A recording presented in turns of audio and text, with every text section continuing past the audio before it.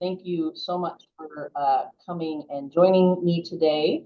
My name is Andy Costello. I'm going to be talking to you about how to start your career in commercial real estate. There will be some time at the end for some questions. So if you have any questions, or we can also talk offline. Contact information will be on every slide to the office and our office email, and I will get back to you.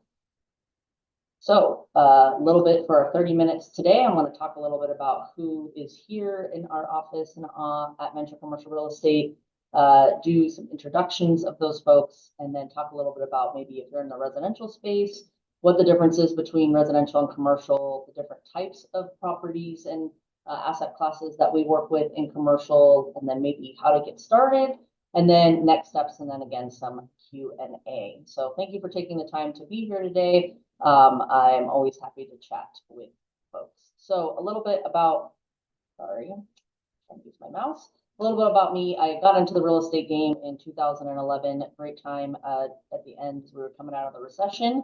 And before this career, like many of you, this is probably not your first career in real estate. I spent 15 years in local government and moved over to the commercial side right at the beginning of COVID. And my business partner and I opened Venture Commercial Real Estate last year. And to date, I have leased or sold over 400,000 square feet of commercial real estate. So it's been a really, really fun ride. And I know that there's a lot more in store. So my business partner, co-owner of Venture Commercial Real Estate is Lyle. He's actually on the road to a listing appointment today, so is not here. He's been in the industry actually 37 years as of last month. And previously to owning the brokerage here in the Portland metro area, he used to own a commercial real estate brokerage and property management firm in Bend. And during his career, he's leased or sold over 8 million square feet. And then he also owns a commercial contracting business where he's built over 1 million square feet of commercial real estate. So lots of experience in the industry. And so our rest of our team consists of Sarah, who she is our leasing agent, and Mel is our director of operations. She's also on the call today. So if you want to just chat her up and you've got some questions, she can also answer some of your questions. So a little bit about our company. We focus on some different things than maybe some other commercial shops might focus on, is that we're really big into collaborating. This industry is typically male dominated and doesn't really focus on trying to help others come up in the profession and succeed. At least that has been based on my experience in the industry. And so one of the things that has been most important to me as we're growing this company is to kind of help people that want to transition into this industry and build their business, and helping each other succeed, because I believe that the pie is an expandable pie, that you closing business is not taking business away from me. That the pie can just be bigger for anybody that wants to work and work hard to grow their business. And so you can read the rest of our values, but I would say that the most important thing that we're really trying to build is a culture and environment of collaboration. So you might be asking, if you're on the residential side of the business primarily, what is or are some of the differences? Because maybe you might have done a deal or two and you're just not really sure because they just kind of fell into your lap and you maybe weren't prospecting for that specifically. But as you know, in residential, you're just kind of doing the same thing over and over again. You've got the same forms, you're kind of going through the same process. And while the market might change and you might have to write more competitive offers or do some different things. And certainly now with the NAR lawsuits and things that are happening, for the most part, it's pretty much the same process of how you're prospecting and how you're working with your buyers and sellers. Where in commercial real estate, there is no transaction that is ever the same. We rarely write, we might have the same form, but our addendums, the time frames, nothing is very standard. Every lease is different. Every letter of intent I write is different. And so you have a lot more flexibility in how you're structuring deals to be creative, to help your clients, achieve their end objective. Again, in residential, you're buying and you're selling. And when you're on the commercial real estate, you can help and make money leasing. And you obviously can do that on the residential side of the business if you're in property management. But typically, a pure residential broker is really just working on purchases and sales, where we can make money doing leases, purchases, sales. We can do consulting. We just have some different avenues of generating some additional revenue streams that when you're in the residential side of the business, you're just really limited to doing. Like for example, you're going to do a CMA because somebody wants to ask you how much they should list their house for, and you're going to do that for free. I only do that for free if we're going to get the listing, and that's part of the listing relationship. But if somebody just asks me to run pricing, I don't do that for free. And so there's just other ways to generate some income streams. I've already talked about the different what you guys can do in residential side of the business, but in commercial, you have way more asset classes that you can work in. You can either niche down into something, or you can have a much broader base of business from industrial, multifamily, office, flex, hospitality, restaurants, golf courses, hotels. You can really, the sky is the limit. So you just have also a lot more asset classes, a lot more properties, to be able to network, to grow your business, to prospect for. And so I just personally feel like there's just a lot more opportunities to make money and grow your business.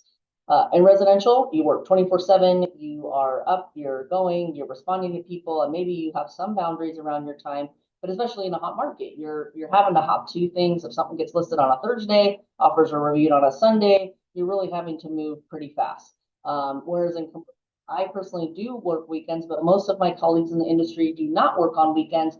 And so it's much easier to have more time constraints. You're dealing with business owners, business people. So, you're easier to set your boundaries of like, I work Monday through Friday, 8 to 5. Those are my hours. I'll get back to you tomorrow. People ask me for things on the weekend. We try to defer it till Monday, because even in residential, there really aren't any emergencies in real estate, but people just expect you to be responsive. And if you're not, especially if maybe it's an online lead, they'll go find somebody else that's responsive faster. And that's less so on the commercial side of the business. In residential, typically, you get somebody in our contract, in 30 days, you're going to have a check. In commercial, much, much, much, much longer lead time. The fastest I've ever been paid is 2 weeks, but we have a property that's been under contract that by the time maybe we get a check, it'll be 3 years. So we get paid on the closing. So things just take a really, really long time. So you just have to be really, planning your money and looking at what your escrows are doing and kind of staying on top of that. But, so that can be a downside if you're used to burning and turning a little bit faster with your clientele. So again, I mentioned that I feel like personally the opportunities are really endless for how you can make money. So when it comes to leasing, you can work with tenants, you can work with landlords, you can work with buyers, you can do sellers, you can do consulting. Just way more opportunities, in my opinion, to generate cash flow and have a much more diverse business. Some agents really niche down into doing one of those things. Even on the residential side, you might just work with buyers or just work with sellers. But it's just easier on the commercial side of the business to just have a wider breadth of clients that you're working with. And in my opinion, have more opportunity to generate additional income than when you're on the residential side. As I mentioned, we just have more asset classes that you can work in. I've mentioned them before, but you can just really, again, niche down into any of these things or choose to work with all of them. We do also do business sales if it includes the real property. I refer out anything that has to do with a business opportunity sale to a business broker if it does not include the real estate. But you just have an opportunity to help business owners if they own their property, if they have a business, that really you just have so much opportunity to either niche or be wide in how you're going to generate your business. And I personally work in all of these asset classes. So when I get a referral, it's really great because I generally, I don't say no to just about anything. I will work with just about any client if I can help them, or I'll probably point them in the right direction if it's not something that I'm able to do. But by and large, these are the asset classes that people want to work in or are looking for. So it's great. I get a referral and I just don't say no. I'm able to help them and point them in the right direction and take care of them. So the downside though, when it comes to commercial though, is that, people perceive that we have a lot higher commission checks, and sometimes that is the case. But typically, when you are in an all commercial firm, the splits are not as good as what you might be at a residential shop. So you might be, right now your splits might be pretty high, or you're just on a flat fee transaction base with your brokerage. And so, maybe you're doing fewer deals because you're keeping more of your money. But when it comes to commercial real estate, if you move to a commercial firm, not at our shop, but some of the big national shops, they're taking 50-50 until the house earns 100K. So, you're having to work to get, bigger deals and, maybe do some more volume, at least in the beginning while you're growing your business, because maybe that volume's a little bit less. While the house is covering a lot of those expenses for you, like CoStar, which I'll talk about. So some of those splits, there's going to be a marketing person, there's going to be some more support than maybe you might have on the residential side. But, if you move to a commercial shop, this is kind of an expectation that you can have that the house is going to take more money and you're not going to be on a flat fee basis or on a $5,000 a year cap or something like that, which you may be on now. But you are going to have those difference, but you'll have some other tools at your disposal that you need to be able to function in this business. And then, as I mentioned, you just have to expect that things are just going to take a longer time to get paid. Rarely do close on time in commercial extensions, and things fall through. People have longer due diligence periods, so you just have to expect and plan financially accordingly. So thank you for all these other folks that have joined, Aaron and Tyler and Sharika and Rodolfo. Appreciate you being here. I did say earlier that I am reporting today, so if you missed the beginning, I will send out a link to the video probably tomorrow so that you can go back and watch the beginning. But if you could humor me and in the chat, put one word in the chat of when you think of commercial real estate, whether from a broker side or from a investing side, what is one word that just pops into your mind? If you could just indulge me and put that in the chat. Don't be shy. I have some words up there for you if you just want to copy and paste something. Thank you, Sharika. Money. Yes, love it. You either need money to buy it or you're going to make a lot. Tyler, thank you. Investing. Long. Yes, very long sometimes. Very, very long. Thanks, Aaron. It's good to see you, by the way. I mean, I don't see you physically, but good to see you on the video here. Let's see. Anyway, thank you, Lisa. Investment, yes, for sure. Owner, users, investors. Again, more opportunities to find different clientele. So thank you all for participating. I am always curious what people think. I think for me, definitely the first thing that came to mind when I got into this business was just not only how much money you needed to buy things and participate in the commercial real estate market, but as somebody that is in the business and seeing what that takes and potentially making more money. So yeah, thanks, Deb. Very fascinating. Lots of opportunity and always something to learn. So if you decide that you want to, like, hey, I'm ready to make the move to commercial and you want to do it on your own, which I was there before I partnered with my business partner, and you're just like, hey, I'm going to figure out how to do this. One of the tools that you definitely need in our market is CoStar. So CoStar owns apartments.com. I think they own homes.com now too, but they also own LoopNet. So they're a publicly traded company that has all of the commercial information that we need to find listings, to find property information, to pull from lease rates, just all the information that you need. So without this tool, it is nearly impossible to function in the commercial real estate world because there's just so much information in there, and finding listings, they're not all on LoopNet because we pay not only to subscribe to CoStar, we also put our listings in LoopNet, but even though it's owned by CoStar, we pay more to have them advertised to the public in LoopNet. Whereas on the residential side, you put them in MLS, boom, they're for free on Redfin, Trulia, Zillow. That's not how it works in our world. So not every broker and not every brokerage pays extra money to put their listings in LoopNet. So you still need CoStar to be able to find it. Our office does use the local MLSs. We use our MLS and Northwest MLS. Other commercial shops might not participate. And if you still want to stay in one of those, if your house, at least in our market, does not, if your brokerage does not participate in the MLS, you cannot join as a private user. Our office does. We use it, and I actually will set up searches for commercial folks because sometimes residential agents are going to list maybe a small commercial office, and I don't want to miss that out if that's what my client is looking for. So I personally do use our multiple listing services. And so if you're already subscribing to those, you're a heads up. But the CoStar is really the biggest tool and the most expensive. And if you're not doing any business or you're only doing 1 or 2 deals a month, I understand why you're not using it, but it is a critical tool that you really need to have. And then obviously you need to have the commercial forms. We use our Commercial forms locally, we do not use the commercial forms that are provided by Northwest MLS. Obviously we'll get offers from agents on those forms, but that is not what we use. And then we always recommend, and I think other people in the industry recommend becoming, or at least taking what's called CCIM 101. It is the first class in becoming a designated certified commercial investment manager.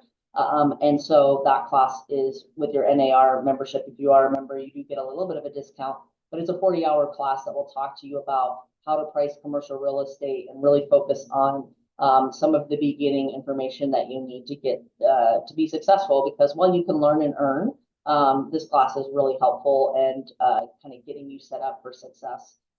Whether you decide to pursue the designation, which does cost maybe around $10,000 to get all of the classes and take the test, which is kind of like a master's degree in commercial real estate, this first class is really important.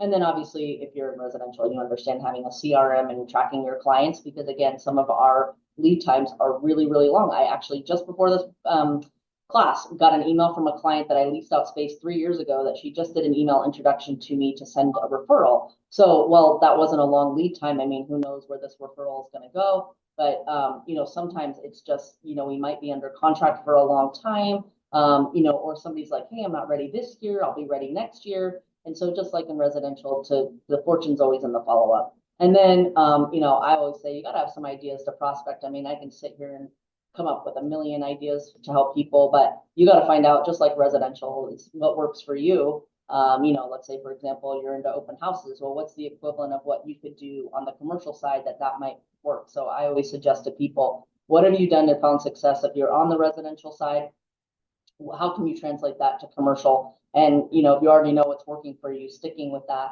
as much as you can, because you're leaning into something that you know that works. Oh, hey, Sharika, sorry, I'm just seeing your notes. The class right now is how to become a commercial real estate broker. So if you're in the wrong class, then feel free to log out. So anyway, prospecting, obviously no business, residential or commercial real estate will be successful if you don't prospect.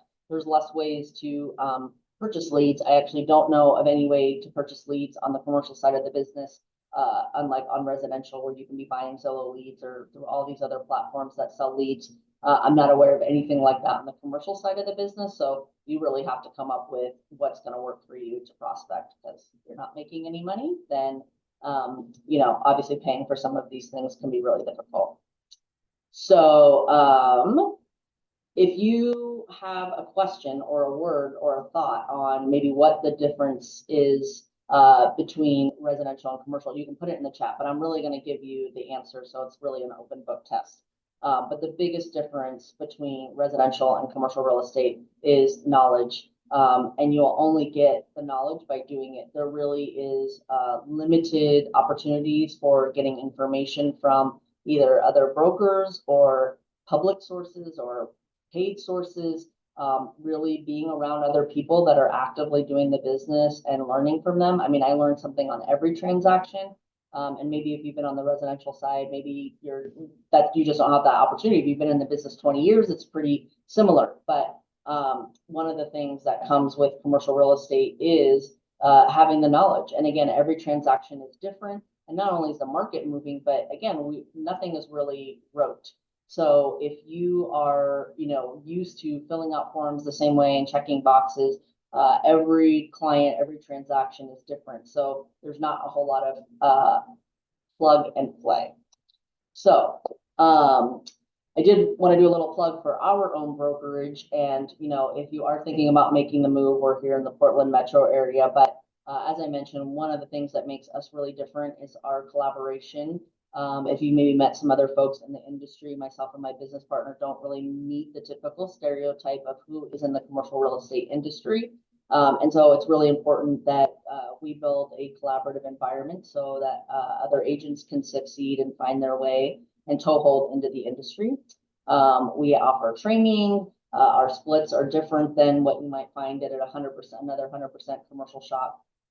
And we also, unlike other brokerages, in the commercial side, we don't have any restrictions on what asset classes or how you're going to build your business.